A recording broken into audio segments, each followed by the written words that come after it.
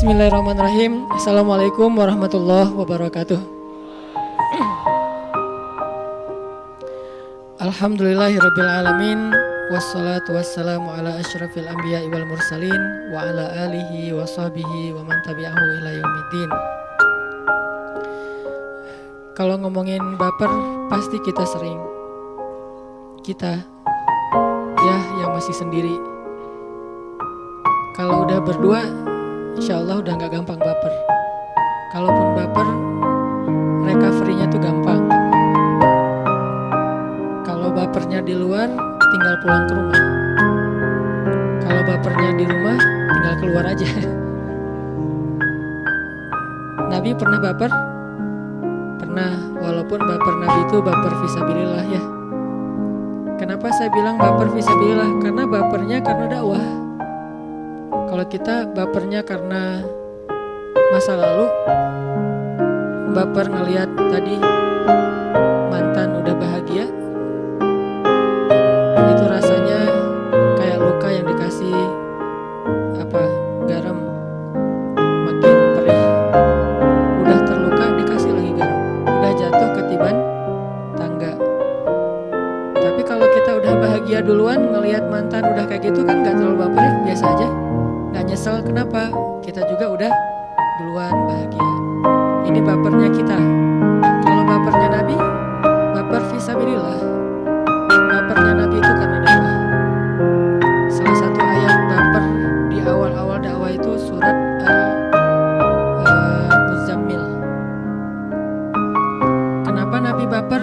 Karena di luar tuh banyak yang mencela Nabi, banyak yang memfitnah Nabi, banyak yang menghina Nabi, banyak yang menyakiti Nabi.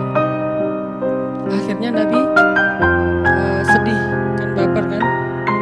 Akhirnya Nabi sedikit kecewa. Nah itu bapernya Nabi. Pulang ke rumah Khadijah radhiyallahu anha. Sampai di rumah baper itu reda secara pelan-pelan. Kenapa bisa kayak gitu? Pertama reda karena melihat wajah Khadijah. Wajah Khadijah itu obat buat Nabi. Kemudian sentuhan tangan Khadijah, dibelai sama Khadijah. Nabi istirahat, tidur karena Nabi pulang udah malam banget. Udah capek seharian dihina, dicela, dicaci maki, direndahkan, disakiti, dimusuhi seharian. Bayangin keluar habis subuh, cuman pengen berdakwah nih. Pulang-pulang hampir tengah malam. Pulang dalam keadaan hampir gak ada satupun yang beriman. Yang kayak gitu tuh sering Nabi tuh. Ibarat kita dari pagi sampai malam keluar, gak ada 1 rupiah pun yang bawa pulang, kan baper ya. Kalau yang kerja nih, apalagi kerjanya belum tetap, bukan sebagai employee, sebutlah kayak usaha, dagang. Keluar subuh-subuh, pulang tengah malam, gak ada satupun dagangan yang laku. Nabi juga sering kayak gitu, cuman bukan dagangan, dakwah. Keluar subuh-subuh, pulang malam, gak ada satupun orang yang beriman. Jadi gak ada yang close gitu. Semuanya ya deh, paling-paling gitu. Kayak kita nawar-nawarin apa gitu. Oh ya udah saya ntar ikut. Ntar saya hubungin lagi. Oh ya kayak gitu-gitulah. Kita kayak sales gitu kan.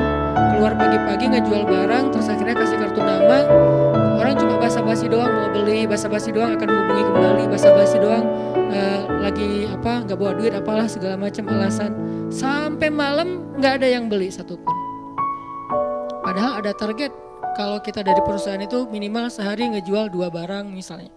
Tapi sampai malam nggak ada yang laku. Sedih, kecewa, kadang-kadang ngerasa kayak besok perlu keluar lagi nggak? Ngerasa putus asa, kayaknya udah nggak akan berhasil usaha ini atau dagangan ini atau profesi ini.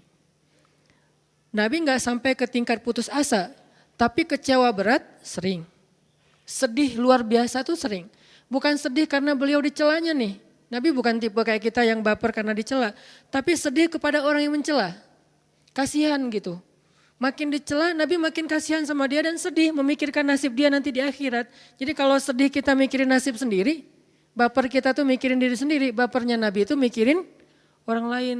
Gimana nanti kalau dia gak terima hidayah, pas dia meninggal gimana nanti di akhirat, saya gak bisa nolong. Karena kalau gak masuk Islam, Nabi gak bisa nolong, gak dikasih izin sama Allah. Yang dikasih izin cuman orang yang bersyahadat. Jadi Nabi baper, sedih, kecewa itu gara-gara mikirin nasib orang lain. Bukan mikirin perasaan beliau sendiri.